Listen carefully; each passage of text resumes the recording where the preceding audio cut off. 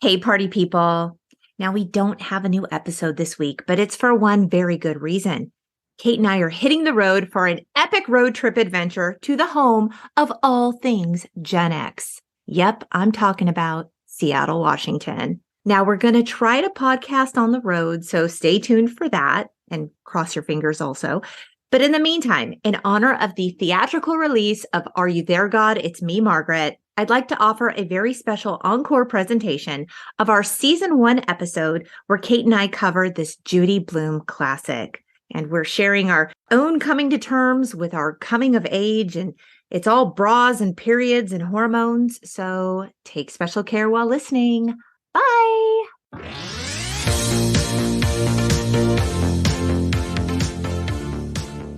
Hello and welcome to the Untitled GenX podcast. A podcast hosted by two childhood best friends dedicated to the pop culture that raised us. I'm Cate, a writer, a midwife, a current day pop culture know-nothing, but nobody puts baby in a corner when it comes to the pop culture of my youth. And I'm Lori, a writer and pop culture lover who's still not over how my so-called life left us hanging. Today we're doing something a little different by paying homage to Judy Bloom's beloved and yes, controversial young adult novel, Are You There, God? It's Me, Margaret. Because this 1970 literary classic holds a special place in the heart of nearly every Gen X woman, we'll explore the book's timeless themes involving friendship, puberty, and the hard questions we dare ask while taking those brave first steps towards self-discovery. But before we get into it, if you're enjoying the pod, we'd like to remind you to rate and subscribe so you never miss an episode. And we'd also love to hear from you on the socials. We're on Instagram and Facebook at the Untitled Gen X Podcast. But enough about all that. Let's get into puberty in the 6th grade with Margaret. Hey, Cate. Hey, Lori. How are you? I'm good. How are you? I'm good. I'm excited and a wee bit nervous to tackle this book. It's such a great book. Exactly, which is why I don't want to ruin it with a bad podcast episode. We will not ruin it. Okay, I read this book when I was young, at an impressionable age, but I didn't actually remember a lot of it. Like, it holds a special place in my heart, but I had forgotten a lot of it. And I feel terrible saying that because this book is a big deal, especially for the Gen X woman. I read this book many times. Like, I don't have it still, which breaks my heart a little bit because I do have a lot of the meaningful books from my childhood. Mm-hmm. But I honestly think part of the reason I don't have it is that the cover was probably mangled because I read it so many times. What year did it come out? 1970. Okay, yeah. So it was around a long time before I was a child. Mm-hmm. And I think I read it long before I got my period. So when I was quite a bit younger, I don't think in fact, I know I didn't read it after I got my period, or if I did, I really didn't make a connection that I'm going to talk about later. Okay. Yeah, I loved this book and I read it many times and I remembered most of it. I'm actually kind of surprised that I didn't remember more because I think I read this book in the 7th grade and we meet Margaret going into her 6th grade year. And Margaret was a lot like me. She was this really good girl who came from a private school into a public school setting.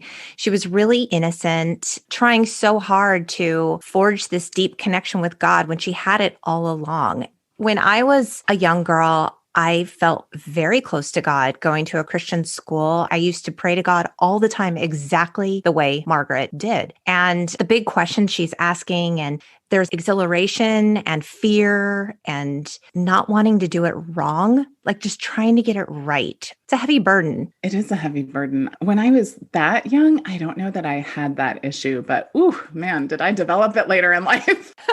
A healthy dose of neuroses and anxiety. That's right. What we can all look forward to. Well, it's interesting in learning more about Judy Bloom because I'm familiar with her work, in the broader sense, but I didn't actually know a lot about her. And she studied elementary education at NYU, and I too studied elementary education. And I too applied to NYU and was rejected. Oh, okay then. Bloom received a $1,000 advance for this book, and she did say that Margaret was inspired by her personal experiences in 6th grade.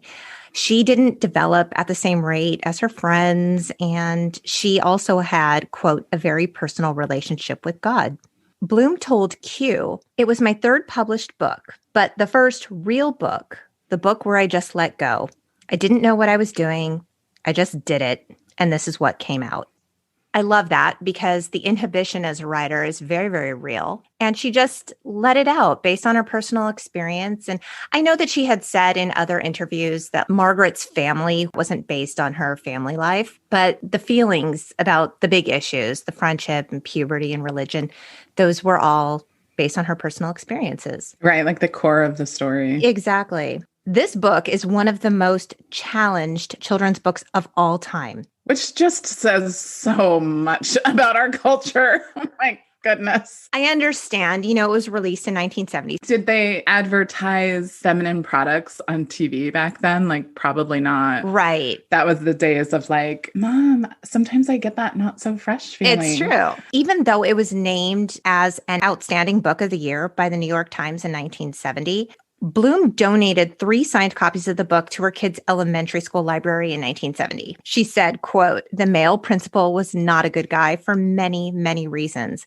but he removed them, the books, from the library and said, quote, girls in the 6th grade are too young to read about this. We can't have these books in our library." Don't tell them they're going to menstruate. Menstruation. Don't tell them they're going to be caring about their body changing, the development of breasts, getting their period, pubic hair, and trying to figure out their place in the world and in their family. Don't tell them those things because that's not happening in 6th grade. In fact, one would argue this should have been in their library long before that. I mean, Katie, think about it. Poor Laura Danker. Like, Laura Danker could have used this book probably in the 3rd grade. Right. So to say like, oh, 6th grade girls shouldn't be reading about that, that's crazy. Laura Danker was developing probably in 2nd, 3rd grade. I got my period at the end of 5th grade. So yeah, by the time I was in 6th grade, like that ship had sailed. You have to tell the listener when you got your period, Katie. I mean, we're getting a little personal here, but this is a really good story. It is. So some women have cycles that are wildly irregular and they never know when it's going to come. Wait, full disclosure. Kate is a midwife. She knows everything about the female reproductive system. So we're going to listen to her because she is basically like the authority. Right. Like I could, if you wanted me to right now, draw out all of the hormonal changes in a menstrual cycle.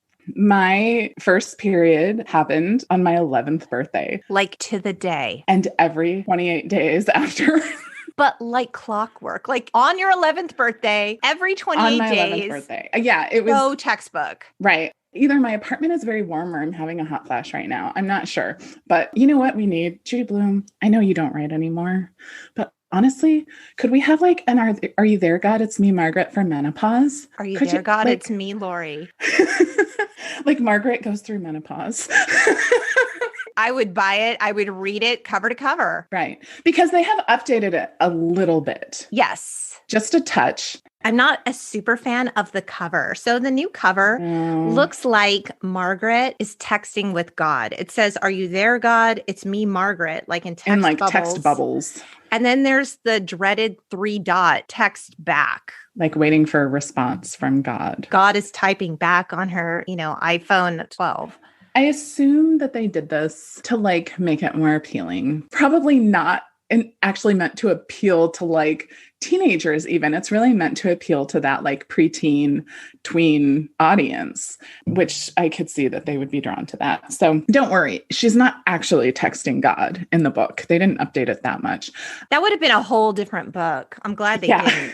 But the cover suggests she is. So I don't know. That's why I'm not a fan of it. The most notable upgrade to it is that the pads that they use actually stick to the underwear instead of having to be attached to a belt. So I don't know, like when did those belted menstrual pads go away? I don't remember ever seeing them. I don't think that my mom ever had them. No, I don't ever remember seeing them. And I was very involved in my mother's menstrual products. I was very curious about them. Interested? Well, she didn't really hide anything. And I can remember filling the sink up with water in the bathroom. How much do they absorb?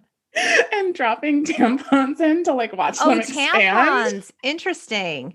I didn't know what they were for. I was very familiar with pads, but I didn't know much about tampons. And she had like the OB kind, right? Which just are, there's no applicator. So I would like unwrap them and like drop them into.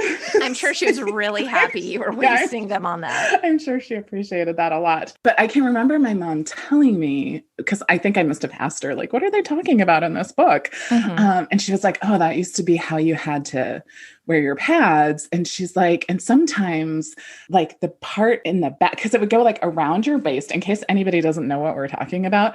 They were like plastic, I guess. I don't know what kind of material, belts that went around your waist. And then like there was like a strap that went down the front and down the back. It's and like such an apparatus. Right. And like hooked on to the pad. And my mom was like, sometimes the part in back would like twist and you would sit down and it would like jab you. Oh, no. Can you imagine? No. I'm so thankful I wasn't born in that era. I am too, but I do remember the pads of the 80s when we started using them in junior high. Like putting a full-blown pillow between your legs. It was a pillow. They were so big. Don't you remember? Like it was a really big thing in junior high to be on your period, and you'd put on a pad and you'd tell your friends, you'd walk forward and you'd be like, can you see it? Can you see it? And you would move your body in all these ways. Can you see it? Because we were just so horrified at the idea of someone being able to tell that you're wearing a pad in your Guess jeans. Like, oh my God, no, I can see it. Right. We were supposed to all pretend like that wasn't there. Right. That you weren't having a period. And God forbid you happen to leak through something. Oh, God, Katie, that used to happen. Horror. Like, so pads didn't always have wings, and that's where you would leak, right? On the sides. And that was a big consideration in my life all throughout junior high. Like if you happen to accidentally wear light colored pants the day your period started, and you were like, what have I done? You know, when you're a young person, you're not tracking your period very well. It's oftentimes unpredictable. And that would happen. And it was like, if that happened to you, you would have to wear your PE shorts the rest of the day. Which were very short at our middle school. Or like dolphin shorts. Inappropriately short. Well, that's how they were in the 80s. Yeah, like it was just such a worry. And then if you had to go between classes to go take care of your, feminine product situation, you couldn't hide a pad. They were so big. Right. Like if you were in class and you had to go mid-class, you couldn't discreetly like shove something in your pocket. You had to take your purse, and then everybody knew because you took your purse to the bathroom that you must be on your period. Yeah. Yeah. So what's interesting to me is that in this book, everybody's like so excited about getting their period, right? Like they can't wait to get their period. And that was not my experience. And not unlike this book, I had you and our neighbor and we all hung out together and we were the same age. And when I got my period, I didn't tell I told my mom, but I didn't want anyone to know. I was thinking about this last night. I was like, did I know another close friend that got her period before me? And I don't think so. Wow. I think I was the first person in my peer group that I knew, closely enough to have that discussion that got it. And I was so, I don't know what the right word was. I do remember, and I'm just going to, this is actually the advice that I give people when they're talking to their young daughters about like when they started their period and stuff. And I remember telling my mom, like, oh my God, please don't tell Dad. Right. Like I was horrified by the idea that he would know. And, I'm sure she did what she thought was the best thing to do. And what she did was say, oh, of course not. Of course I wouldn't do that. And then like, what did she go do? She went and told him, because of course she told him. Right. Like as an adult woman now, I totally understand that. But what I would have loved if she would have explained to me, no, see, dads understand about periods because they're married to women who have them. So it's not like this mystery to them. They're not going to make fun of it. Like they get it. And that I think would have made me feel a lot better than just having her tell him behind my back, sort of, because I was horrified. I was like, oh. And then of course, So one of the things I'm very grateful for is that my mom died I'm not grateful that she died when I was 12, but so my mom died when I was 12 and my period started when I was 11. Mm-hmm. And I'm very grateful for the fact that I didn't have to tell him yeah. Right. Like that, it was bad enough to have Right. to be like, I need more pads, when I was that age, but to have like my very first one. I was dreading starting my period. I was so afraid of it because like Margaret in one of her prayers, it was like she had a male teacher in 6th grade. She's like, please don't let me start in class. I don't know how I will explain it to him. So part of it was the fear of when this thing was going to happen. Right. It's so unknown. Like you never knew. I started my period one day after school and I was watching Little House on the Prairie in reruns and I was embarrassed to tell my mom. But I was a kid who was really reluctant to grow up. Like puberty was very uncomfortable to me and I needed to wear a bra, but I was embarrassed that I wore a bra. I didn't want anyone to know that I was wearing a bra. I didn't want to start my period. I didn't want to talk about boys. I didn't want to do any of those things. One Christmas, my mom gave me a box of bras. I was there. I remember that. This is the worst Christmas gift I ever got. I think it was the last Christmas before my parents got divorced. We were all together and my mom gave me a box of bras for Christmas, which really, I love you, Mom, but that's not a gift. Did you like run down the hall? I ran down the hall to my room and I shut the door and I burst into tears. I mean, it was so horrifying. She left me in the living room with her parents. It was so embarrassing. And I was like, why did you, like in front of my dad? I just wanted to die. And my dad, like, what's it to my dad? He didn't care. Like, he knew I was growing up. And obviously he knows about periods and bras and whatever.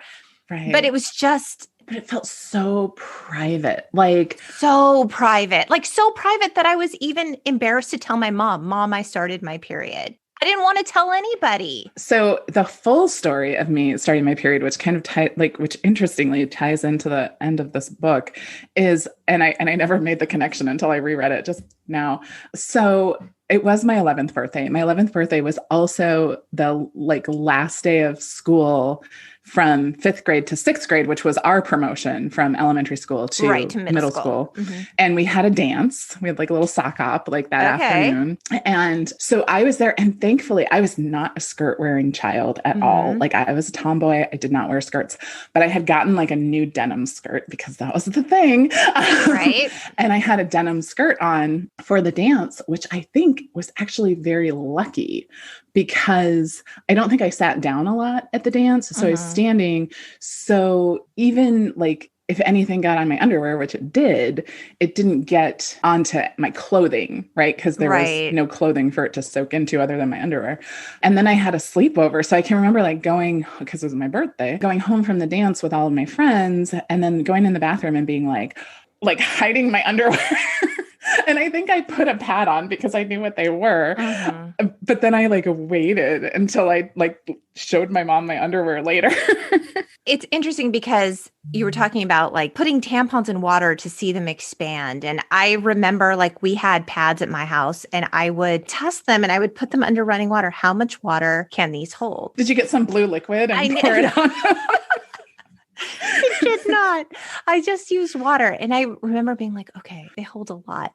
But the care and management of all of that when you're young is so foreign. And then boys don't understand it. And so it was always a thing. They tease people about it. Exactly. It was always a big joke. They would never be allowed to do it now. But do you remember the boys used to come up to us and they used to pull on the back of our bras and snap them back? Do you remember that? They used to happen all the time. Yeah. And it was horrifying and embarrassing and it hurt. It's so funny in the book because Philip Leroy, the boy that all the girls like, the cute one, even he's a real jerk when it comes to girls and bras because they don't understand. From all of this, what I get is we need to do a better job in terms of educating our young people. Like they send the boys away. Yes. When the girls watch the film, like, no, like maybe have them do it separately if it's too embarrassing for them to do it together. 2 separate showings is probably fair, but I think the boys get the boy talk and I think the girls get the girl talk, but I don't think they get each other's talks. And I think that that's they really should missing. I think that there are differences in coming of age for boys and girls, and like just to kind of understand like what the other is going through.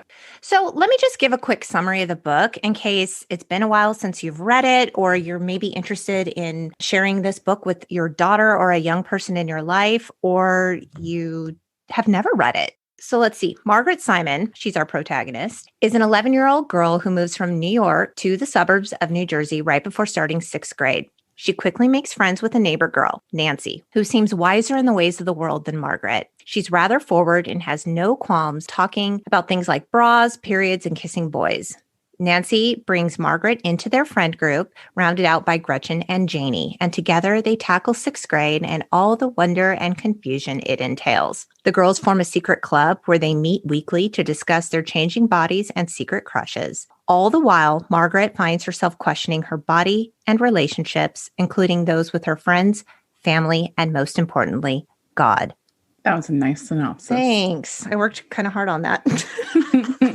Okay, so we said this book was released in 1970. Last October was the 50th anniversary of this book. That's so weird because I'm only like 25. I know. Isn't that amazing? And big fans of Judy Bloom and this book particularly are Zooey Deschanel and Mindy Kaling. It's such a weird time in your life as a young woman. And so to have it just reflected back to you on the page so nicely, to be like, oh, she doesn't have all the answers. She has no idea what she's doing. She does dumb stuff sometimes. Margaret's whole thing was just wanting to be normal, right? Like, I want to be normal. Am I normal? Am I doing things normally? Am I on a normal timeline for growth and development? Normal, normal, normal. I want to be like everybody else. And that's how everybody feels. And everyone feels not normal. Right. Like, that's what I was going to say. Like, so I got my period when I was 11, which some might argue is very normal, quote unquote. Right.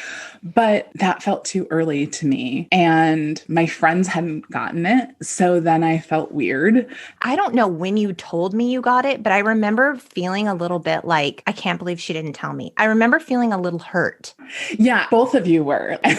And like, I think maybe didn't believe me. I could say like you didn't want to tell anybody, right? Because you thought you were the first one among your group of friends. But what if you weren't? I don't think that I came from a family that really celebrated my transition from childhood into young womanhood. I mean, I didn't either. I think that's kind of a relatively new concept also. I think so. But I think that there was a certain amount of, I don't know, shame is probably too strong of a word, but like apprehension, like, oh, she's getting older. Like, what's going to happen now? Because I remember, there's a scene in the book where they decide in their club that one of the rules of their club is that they all have to wear bras. Right. And so when they meet, they all have to wear bras. So all of the I think Nancy already has a bra, but the others have to go out and get them. So Margaret has to ask her mom, can she get a bra? And her mom's kind of like, oh, sure. Okay. Sure, and she really doesn't need one. What do they get? The Grow With Me bra? Yes, grow with you. Her and is it Gretchen that she sees there? And they're like horrified. And nobody mentions what they're there for. Oh, I'm here to buy pajamas. Which is funny because they're in the same club that made this rule, but okay. Exactly. Be like, I'm here for the club. Right. But I mean, that's also so typical, right? That you're like, yes, when we're alone in our like girlhood, we're going to make these plans. And then like when we're out in the real world, we're like, oh no. So I needed a bra, but I was like so embarrassed to like acknowledge that and talk to my mom about it. And I can remember we were at like a Mervyn's or something. It was Mervyn's, trust me. But I sort of like pulled my mom aside and was like, Mom, can I get a bra? And this is where like her discomfort with her daughter growing up came out. She was like, her response was, what for? You're just chubby. And I was like, oh, And like, I mean, I was, but like, I also had boobs. Exactly. I think maybe she realized what she had done. I think that was like her knee-jerk reaction. And then like sort of was like, oh, oops. Which also, let's have some honor for the parents here too. Like that's a whole uncharted territory you're going through of Sure. like, oh, my kid's growing up. What do I do? And so she did take me to buy one, which was definitely not a grow with me. I don't know. I think it was a B cup. Oh, really? It was. So it's funny because the minute she moves, there's a knock at the door and it's Nancy, the neighbor girl. She is forward within the first 5 minutes of meeting Margaret. Nancy tells her, oh, you're still flat. I'm growing already. In a few years, I'm going to look like one of those girls in Playboy. I figure you'd be a real grown-up coming from New York. City girls are supposed to grow up a lot faster. Did you ever kiss a boy? Like, whoa. Like, you're flat. I'm already growing, so I'm better than you. And, you know, I thought you'd be a grown-up, but you're not. And hey, did you ever kiss a boy? Most of my friends were kind of late bloomers. I mean, I know I was. Also, there's a really great song. I'm totally going off topic, but the Secret Sisters, they have a really great song that actually kind of blends into this. It's called Late Bloomer, and I'm going to botch the line, but it's something like, it doesn't matter like when you bloom, it just matters that you do. Oh, isn't that lovely? And it's a beautiful song. It's interesting because Nancy's the kind of girl who seems like, I know she has an older brother, but it seems like she had an older sister by the way she carries on. She's so ready and eager. And I did know girls like that. And I always felt a little bit nervous around them because I just honestly wasn't interested in those things. And so just by being friends with Nancy, Margaret begins changing. And she suddenly wants these things that she never wanted before. Peer pressure.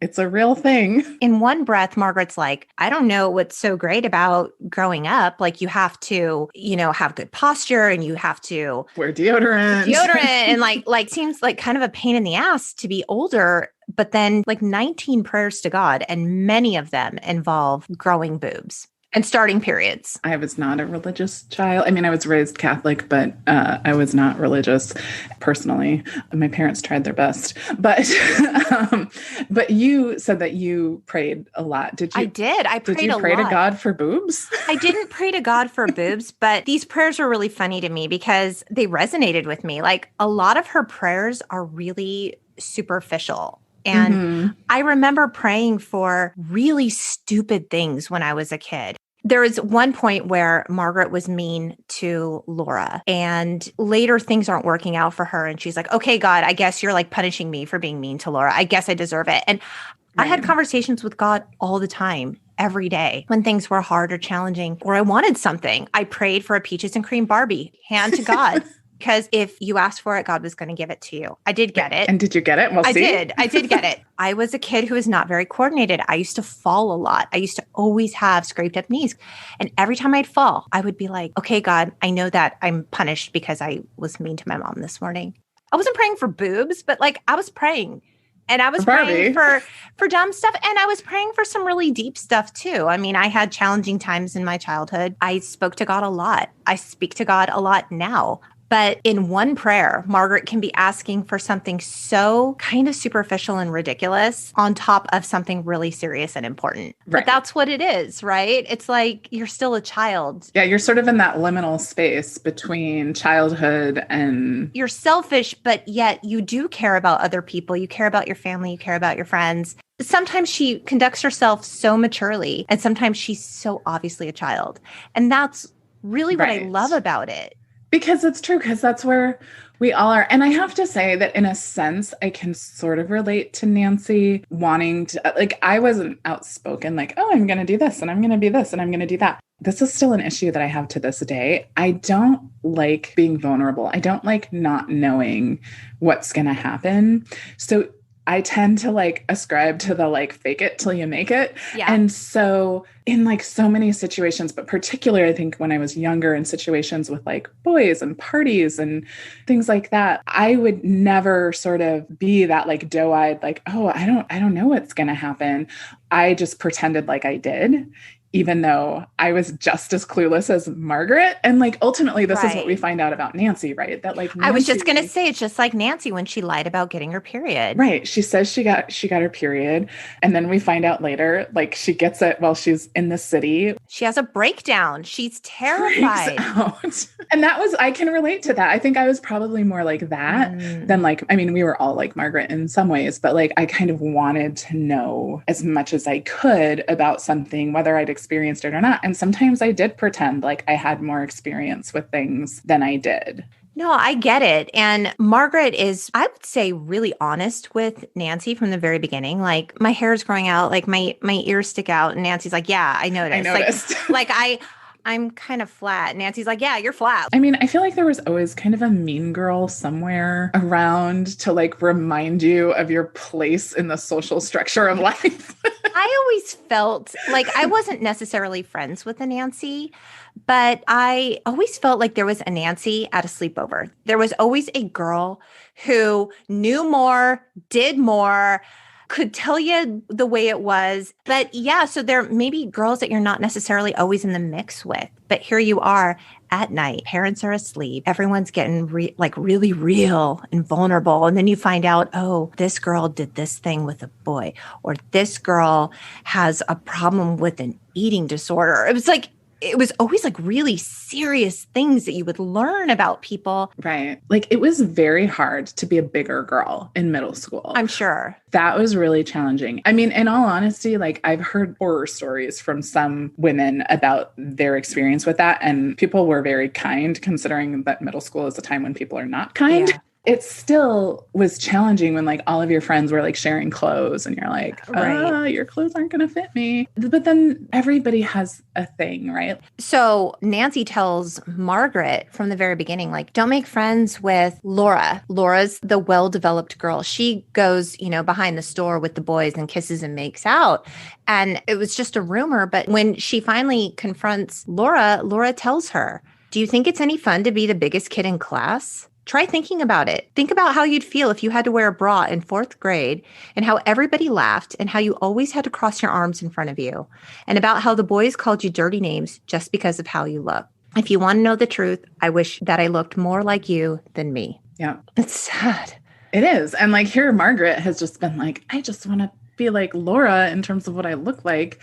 Oh, it's a cruel time in life, man. Isn't it? Everybody sort of wants what they don't have and doesn't appreciate what they do have. And I mean, I remember through much of middle school and high school, like I wanted a boyfriend so badly. Did you? Oh, yeah. And of course, I always ended up having crushes on like my friends' boyfriends, so I would never tell anybody. Right. But it's just interesting that there's like some girls who always had a boyfriend. I love the part of the book where they're having their secret meeting and Gretchen, she gets her father's anatomy book. Oh, right. The quote is, the day that Gretchen finally got up the guts to sneak out her father's anatomy book, we met at my house in my bedroom with the door closed and a chair shoved in front of it. We sat on the floor in a circle with the book and opened to the male body. And they were horrified by what they saw. They were like, oh. Which is interesting because like, I feel like when you grow up with a brother, like what the male body looks like is not shocking to you. I mean, obviously at a certain point in my life that stopped being something that I saw, but like when we were kids, we took baths together and stuff. It wasn't. Yeah, exactly. Yeah. Like Nancy said, my brother looks like that. They were like, do you suppose that that's what Philip Leroy looks like without his clothes on? Janie asked. Naturally dope, Nancy said. He's male, isn't he? Look at all those veins and stuff. One of the girls, their aunt, like went to a nudist colony and they're like, oh my God, she's divorced. She went to a nudist colony. Shocking. I know. One of them says, I'll never walk around naked in front of anybody. And then Gretchen says, what about when you get married? And Janie's like, even then. And Nancy's like, you're a prude. And she says, I am not. It has nothing to do with being a prude. And Nancy says, when you grow up, you'll change your mind. You'll want everybody to see you like those girls in Playboy. Katie, I don't want everybody to see me. Not like those girls in Playboy, not like ever. So it's interesting, right? Because every person has like their own level of comfort with nakedness. And I'm not a comfortable naked person. so I did not grow up in a naked house. You know how like some people have naked houses? Yeah. I did not grow up in a naked house. Like my mom and I were pretty naked around each other, like, and didn't really think about it. Right. But of course she died when I was 12. So I grew up very much not in a naked world. But then when I was in my 20s, I fell in love with a hippie. And yes, you did. He was such a hippie, like through and through. He still is. Bless his heart. And hippies like to be naked a lot. It just is a thing. And I mean, maybe not all hippies. I don't want to assume. But so that really was sort of a game changer for me in terms of to sort of be around people where like, you know, and like Nancy's talking about like, oh, you'll want everybody to see you like the girls in Playboy. And that's like in a very sexualized context. Right. Like the people that I knew that were naked were very much in a like nature loving, like, let's go skinny dipping. Like, let's just like be free and whatever.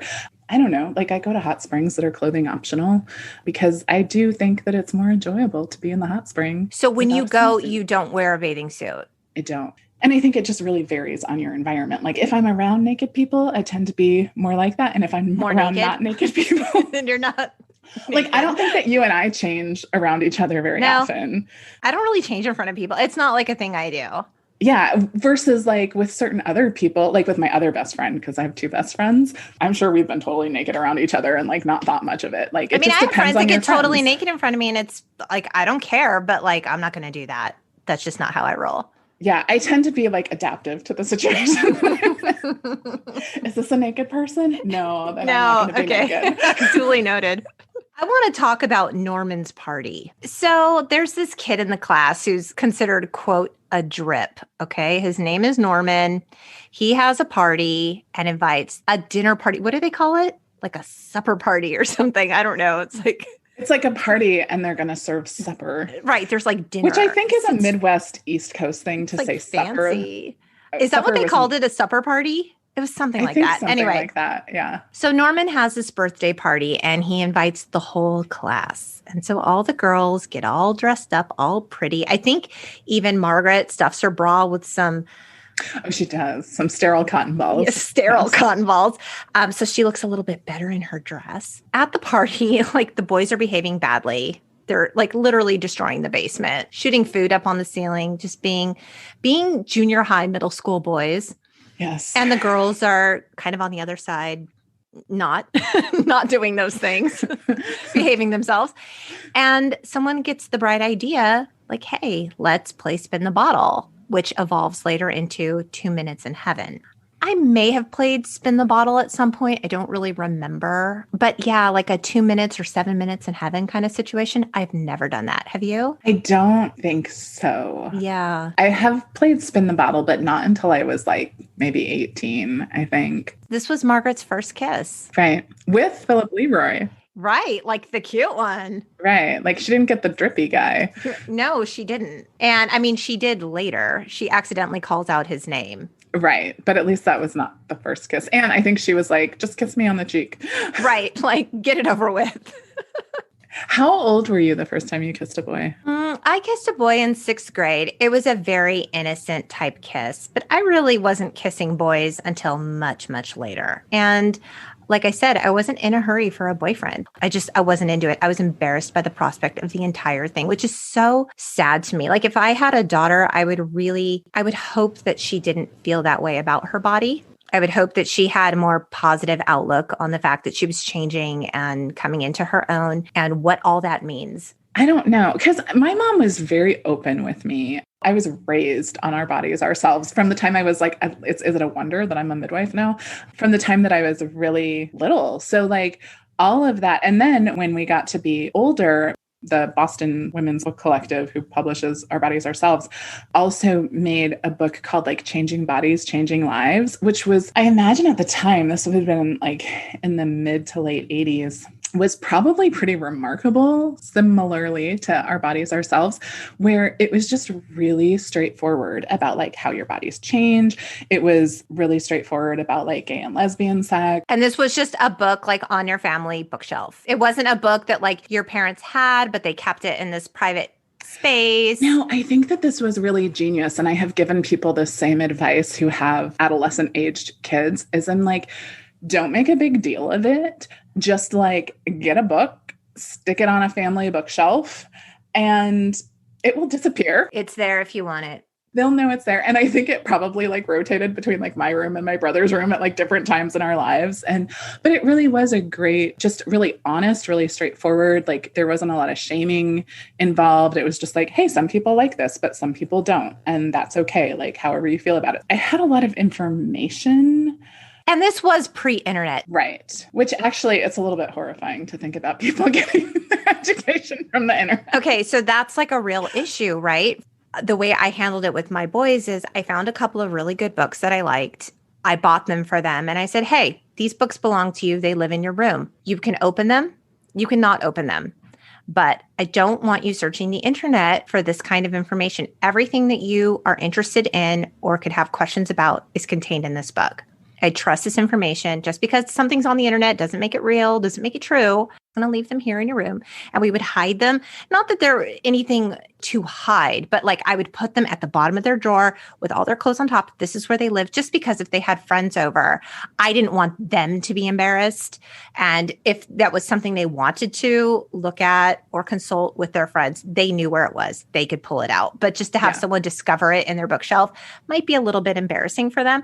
So that was the way that I did that, because it was important to me that they didn't consult the internet for questions about their changing body. Like, I'm like, oh, what are you going to see? What's interesting too is like never in any of this does Margaret, she will talk to her mom freely. Like, I got my period, or she'll tell her grandma, which is amazing. I don't have that kind of relationship with my grandma. Like, my friends got their period. She's so open about it. When she gets a bra, her dad's like, oh, you're growing up, Margaret. Congratulations. Her dad congratulates her on growing up. And she's just like, oh, daddy. Okay, I would have died. I would just as soon die if my dad would have said that to me. But she's so open in that regard. But on the other hand, never in any of this did she really consult an adult for advice. She was getting her information from her friends. Which is, I think, what happens. And what's also interesting is like, you can give your kid all of the like medically accurate information you want, because I for sure had all of it. But like, I can remember my friends like having really misguided conceptions about where babies came from and how that happened and what sex was. And I just stayed quiet. Like I knew. And I knew that. No, you're talking about me. They were really not. I mean, no, you're talking about me. And I'm so. And I just kind of was like, oh, they'll figure it out. I didn't know for a long time. And in fairness to my parents, I didn't ask. So I think that they thought when she wants to know, she'll ask, which I eventually did. But I was pretty old. And I told you, I was like, can you believe it? And you were like, I've known that for like 5 years. Like you knew for so long and I didn't. My mom sort of took the approach of like just answering questions like as they came up. So like for a really long time, I knew that like a sperm and an egg met and that the baby grew in the mom's uterus. Yeah. There's literally like, I have a memory of painting a finger painting when I was like 4 years old in preschool. And the teacher was like, what are you painting? And I was like, this is a baby and it's in its mommy's uterus. Stop. Oh my like, I clearly had just had that lesson. And so I knew all of that. And then I think somewhere around like 7 years old, I can still remember this so vividly. I was sitting on the edge of my parents' bed and I was like, but how does the sperm and the egg come together? Like, how does it get there? Right. And that is when she told me, and I felt a little sick to my stomach. Mm-hmm. And I said, I'm never going to do that. That's disgusting. Right. And she said, this I think is a really great answer. She said, it's really normal for you to feel that way now. Mm-hmm. And that's very appropriate. And you won't always feel that way. And I was like, right. I will what do you know? Feel that way. Well, I remember being shocked by the information. And I remember you being not shocked by the information because you knew. One day, Margaret's like feeling particularly brave. This was after she'd kind of like called Laura Danker out. Laura got upset with her. She was like, you know what? Forget it. I don't need God. God's not looking out for me. She has her moment of anger. I'm going to do what I want. And she's feeling brave and she jaywalks across the street with her girlfriend. She's like, screw the laws of traffic and pedestrian safety. I'm feeling brave. Let's buy some pads at the local drugstore. Her friend's like, what? I don't know. Like, this is so embarrassing. And they go and they pick out the pads they're going to buy and they go to get in line and there's a male cashier. It's like, we can't buy these. There's a guy behind the counter. Right. Right. It's so true to how you're feeling at that age about all of it. It was a little bit awkward to have to like tell my dad what kind of pads or tampons to get me. You know, I'm sure that it was because it was your dad. I mean, I had a stepfather come into the mix and my mom and I had a secret code on the grocery list. Yeah, because I didn't want to have to write pads and have him see it. Like that, the idea of that was so horrifying to me. He wouldn't have cared. Right. So I was 12 when my mom died, which is also a time that your body is like growing and developing and changing rapidly. And so at a certain point, like my bras didn't fit anymore. It's like to the point where they were like digging into me. Oh. And I just could not. Baby Cate! To like ask my dad for new bras. Like that was just too horrifying an idea. And your mom took me and got me new bras. And I don't even know, like, I don't know if she just paid for them. I don't know if my dad paid her back. I don't know how that all went down, but I just remember being so grateful. All that matters is that you got some bras. That's all that matters. So that I wasn't having my circulation cut off. This was a really pivotal time in your life after your mom passed away and stuff. Were you having a lot of conversations with God? Did you have a period where you were particularly angry with God? I was not a spiritual child. Like I went to all of the religious classes and stuff as, you know, right. You were raised child. Catholic. Mm-hmm. But I was pretty sure that just was not for me. Like, I don't know. Like, it's so funny because I think sometimes when I see like young people sort of proclaiming things and I think, oh, you're so young, what do you know? But I was like, actually, like, no, I felt really strongly about things at that age. And yeah, but my mom was very, I mean, I think both of my parents were very Catholic and it just didn't speak to me. Mm-hmm. So, and then at one point, like, this is interesting. So at one point I actually started to convert to Judaism and I didn't finish because I moved and I never found a temple that was a good fit for me that like I tried and I was like, this isn't quite feeling right. But it is interesting when she talks about like being born into a religion versus choosing a religion. Like Judaism just felt like it resonated with me a lot more and kind of in terms of like the things that I believed and the ideas that I had. And so it was interesting to sort of choose a religion. Throughout the book, Margaret is on this year-long project of self-discovery. She needs to do this project for school, and it can be on anything that she wants. And she more or less falls into this whole, what religion am I? Because it's shocking to the town that she lives in now that she doesn't go to Sunday school. And her grandma on her dad's side is Jewish. Her mother's family is Christian. And her mother and father got together, Jewish and Christian, and it caused a huge divide in their family. Margaret is like, well, what am I? Am I Christian? Am I Jewish? Am I Catholic? And so she starts going to church and temple and religious ceremonies with the people that she knows to try to find where she fits. And there's a prayer where she says, I've been looking for you, God. I looked in temple, I looked in church, and today I looked for you when I wanted to confess, but you weren't there. I didn't feel you at all, not the way I do when I talk to you at night. Why, God? Why do I only feel you when I'm alone? What's so interesting is she says later in the book, when I grow up, I don't want my kid to have to choose for themselves. This is too hard. It's better to be born into a religion and to be told what you are, because then you never have to ask the question. But what I love the most about it is, like I said earlier, God was with her all the time. Even when she was mad, she's like, I'm not talking to you, God, I'm mad.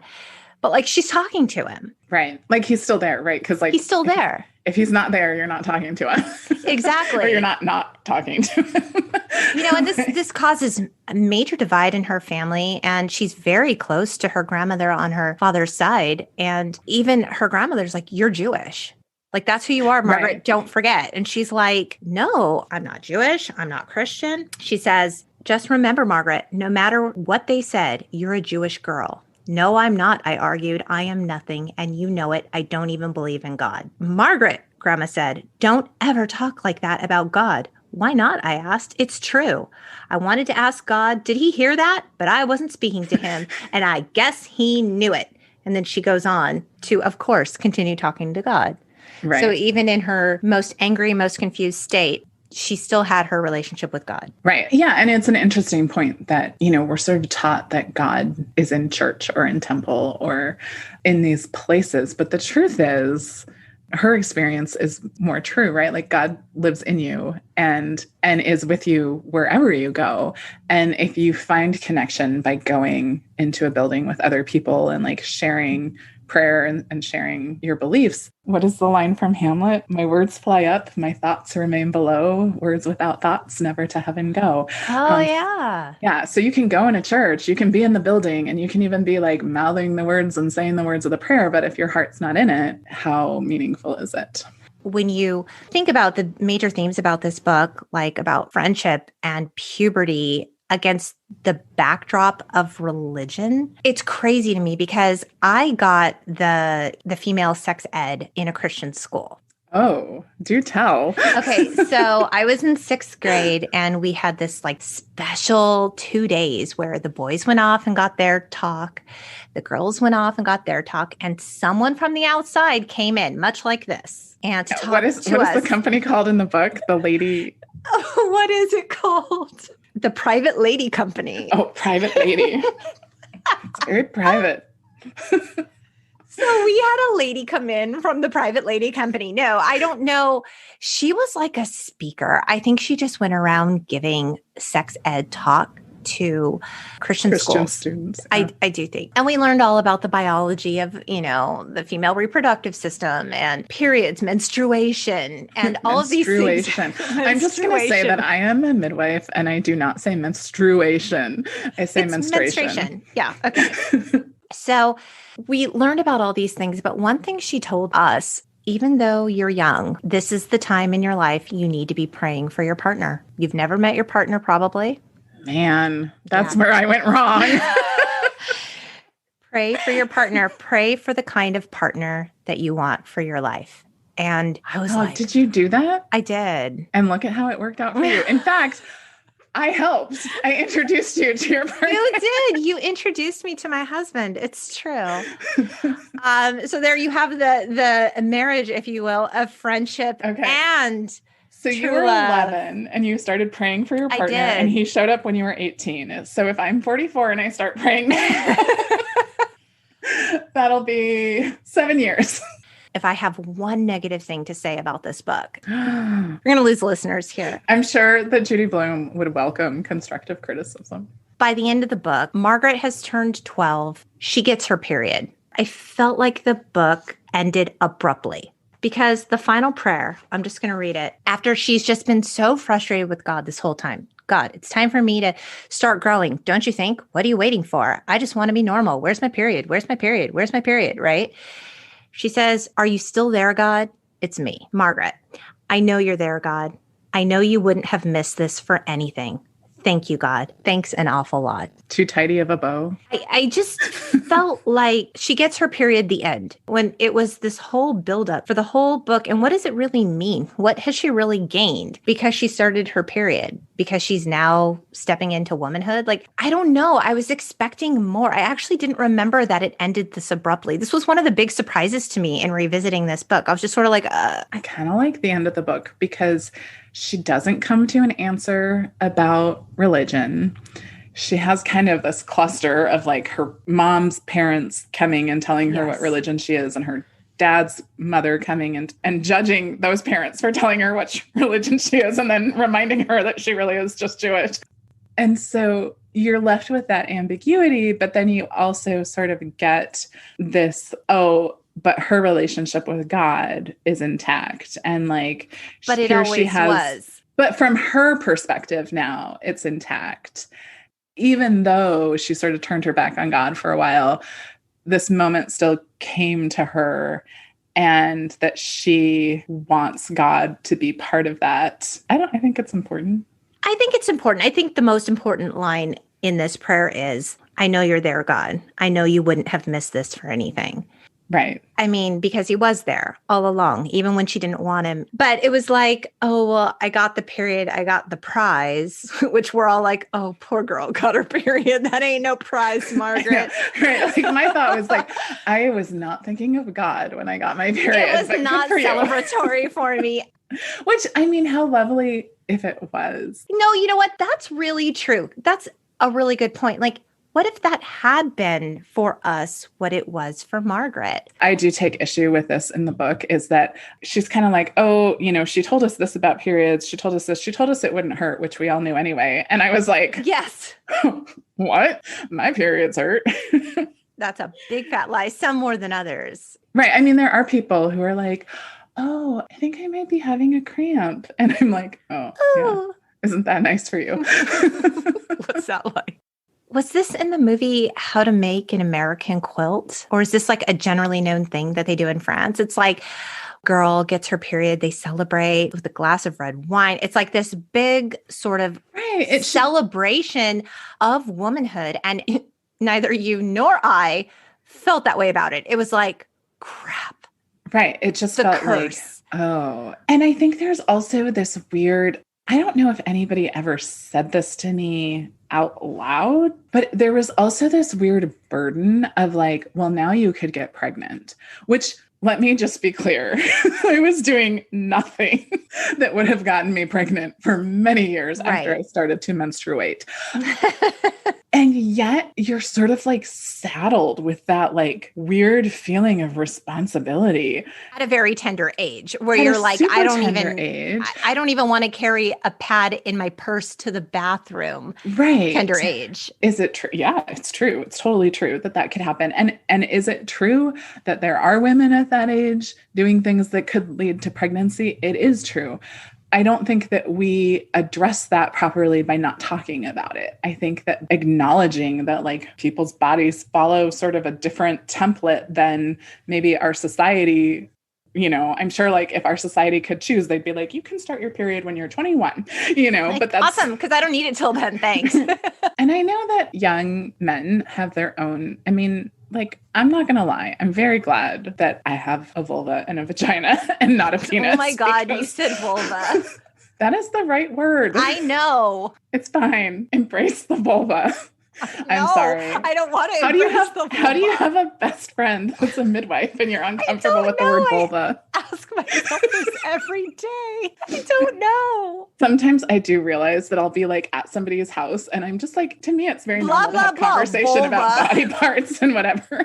And they're like, oh, sorry. Yeah. Did you know that Bloom's success with this book inspired her to write another book called Then Again, Maybe I Won't, from a boy's perspective? I've never read this book. I think I have read it, although I don't remember it. Yeah, I would be really interested to read it as the mother of two sons. But yeah, I mean, I imagine that that's a really weird time to be a boy too. In 2010, Margaret was placed on Time's list of the top 100 fiction books since 1923, which is really cool. And Time wrote, quote, Bloom turned millions of preteens into readers. She did it by asking the right questions and avoiding pat, easy answers. She did.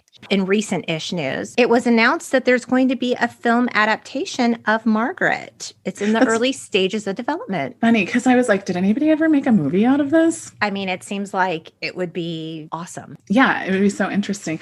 I'd be curious, though, because the book itself is actually, if you have not read it in a long time or you've never read it, it's a very easy read. It's like a small book. And personally, I found it quite enjoyable to revisit. As did I. It's not like a lengthy story, really. So I'd be kind of curious to know how they translate it to film. Mm-hmm. I imagine they'd have to add a little extra.